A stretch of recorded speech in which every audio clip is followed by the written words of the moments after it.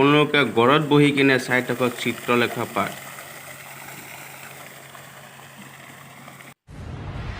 লগতে ছাবস্ক্ৰাইবটো কৰিব আৰু ন, ভাল লাগিব, লাইকো কৰিব, বেল আইকনটো দবাই দিব, ভাল লাগিব ভিডিঅ' বনাবলৈ।